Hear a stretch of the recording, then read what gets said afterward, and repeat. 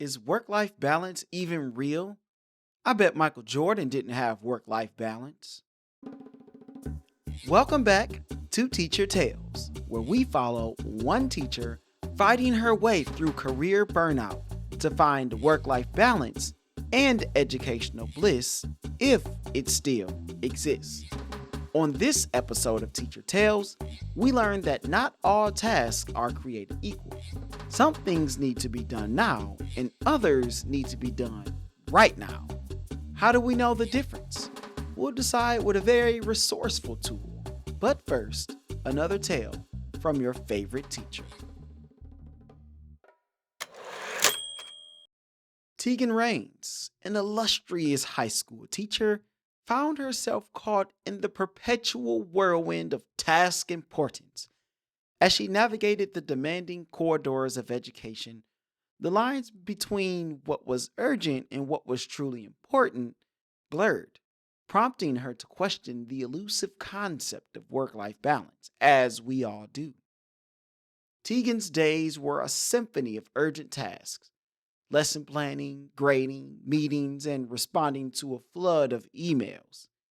Urgency dictated her schedule, often leaving her feeling frazzled and overwhelmed. The constant pressure to address immediate needs took precedence, creating a cycle that seemed never ending. Teachers, how do you figure out what needs to be done first, second, last? What doesn't get done until next week? How do you decide? What is your system?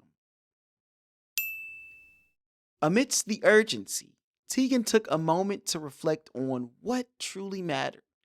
She realized that while urgent tasks demanded immediate attention, the truly important aspects of her life were often relegated to the background, the back burner, if you will. Family, personal well being, and activities that brought her joy were getting overshadowed by the urgency of work. One day, as Teagan pondered the myth of work life balance, she wondered if it was a mere illusion. Was it possible to strike a perfect equilibrium between the urgent demands of work and the importance of personal life? The more she delved into this question, the more it seemed like an intricate dance between conflicting forces. Teagan stumbled upon the Eisenhower Matrix, a tool that categorizes tasks between urgency and importance. This revelation became a game changer. She started evaluating her tasks through this lens, discerning what required immediate attention and what could wait.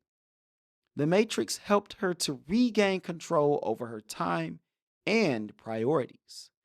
Armed with the newfound clarity of the Eisenhower Matrix, Teagan set boundaries.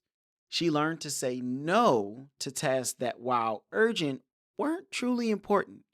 This shift allowed her to carve out dedicated time for her personal life, fostering a semblance of balance. She discovered that by addressing tasks based on their importance, the urgency diminished. Teagan's journey challenged the conventional notion of work life balance.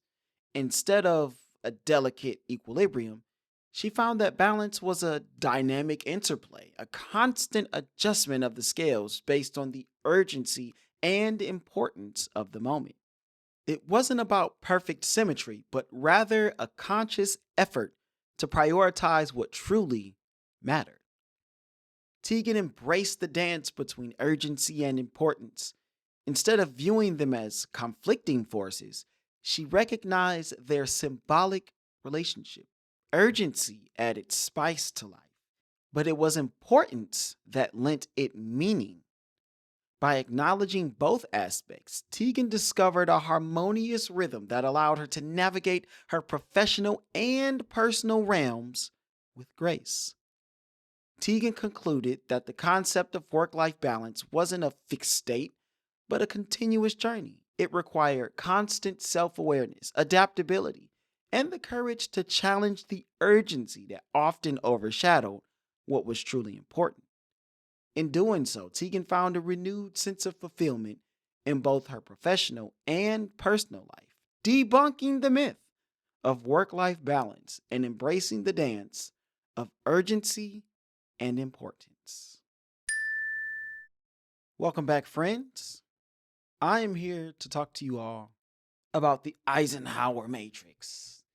Well, it was really a conversation that came from okay, the urgent things need to be done first, important things also need to be done soon.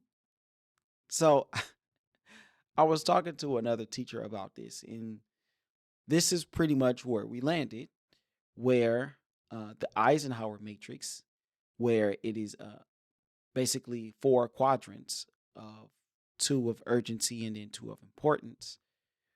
And urgent tasks are defined as tasks that put you in reactive mode.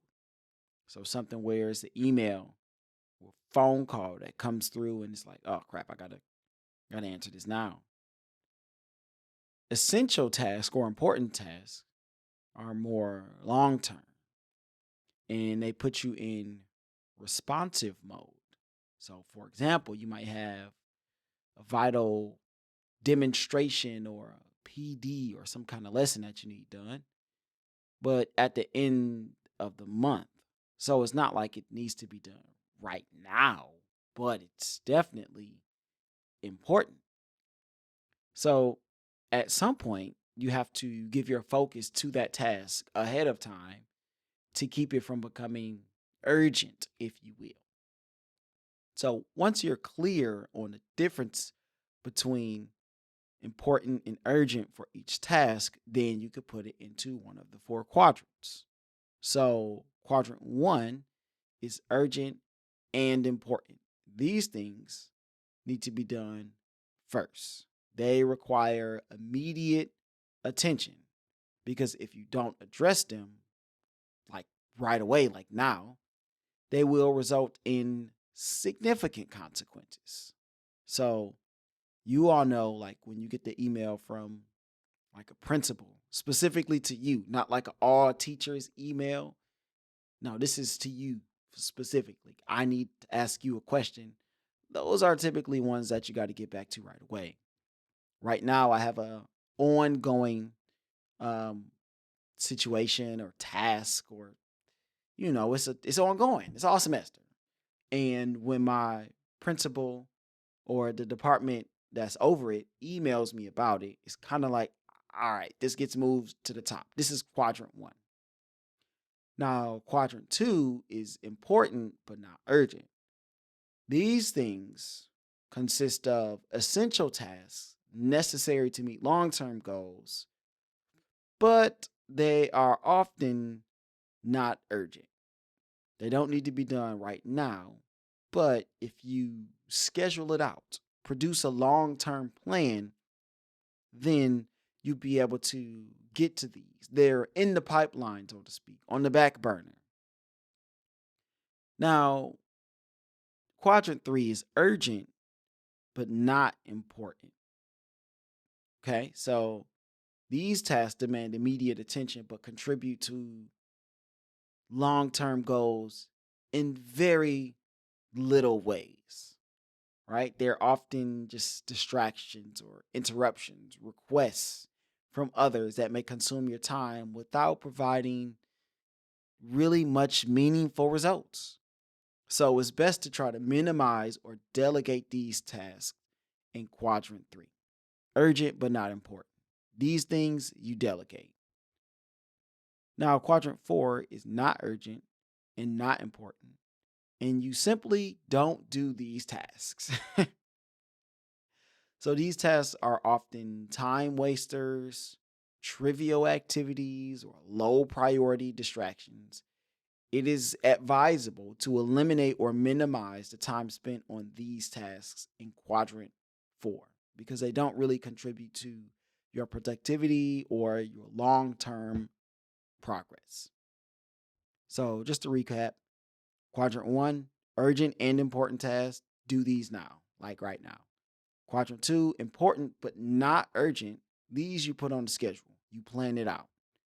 Quadrant three is urgent but not important. These you delegate. You try to get somebody else to do those. Quadrant four is not urgent and not important. These you do not do. You just scroll past these. Hint, hint. So now, when we're talking about what's important for teachers, some things that may go in the do first category: disciplinary issues, parent teacher conferences, sometimes grading, especially when there's a grading period coming to an end, eligibility, our favorite thing. Some things that may go into the schedule or quadrant 2 category may be PD, maybe some self-care. You put it on the schedule. Connecting with colleagues, making sure you get out of your classroom, guys. That is important. Build community, work-life balance. Some things that may go into the quadrant 3 category, the ones that you want to delegate: administrative tasks like making copies, which I like to put everything online, but we adjust as we have to. Sometimes school supply purchases, right? Those things you can delegate, hopefully. You're not the person that's not that being delegated to, if that makes sense. And then lastly, our trivial category, quadrant 4: social media scrolling, clearing out a storage room, cleaning up old emails. These things don't necessarily need to be done. If you have completed everything else and you just have some extra time on your hands, then you could probably do these if they actually need to be done. So, the 6 steps that you need to use in order to use this well is: first, you have to be clear about what you want to accomplish. Have a goal in mind. That way you can prioritize your tasks. Then you need to make a list of all the tasks. Don't leave anything out. Complete list, everything you have to do. And then from there, you classify what goes in the do first quadrant. You want to do those first. Then you want to move to the schedule quadrant, number 2, things that need to be done but more long term. Then you want to assess the delegate quadrant. What things are things that you have to do, which then may get moved up to the schedule quadrant? What things can you divvy out? Somebody else, someone in the department perhaps, can do these things. And then you want to eliminate the unnecessary tasks. In the last quadrant, the don't do quadrant, throw these things away as much as you possibly can.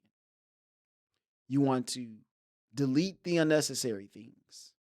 You want to learn how to say no to some of those things. You want to delegate, right? These are all different skills and tactics that you're going to have to be able to use as we decipher what goes into each quadrant. So let's recap. Quadrant 1, things you need to do, urgent, right away. Quadrant 2, things you need to schedule, things you need to decide on, long term. Quadrant 3, delegate, not that important, maybe things that somebody else can do.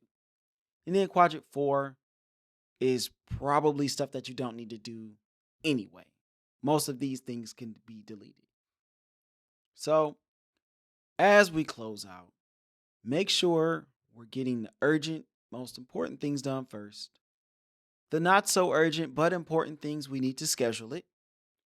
The things that are urgent but not important, we can delegate those. Let somebody else make the copies.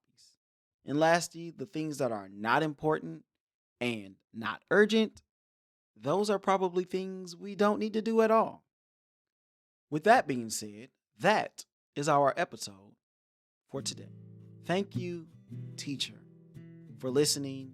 I hope this helps you in some way, shape, form, or fashion.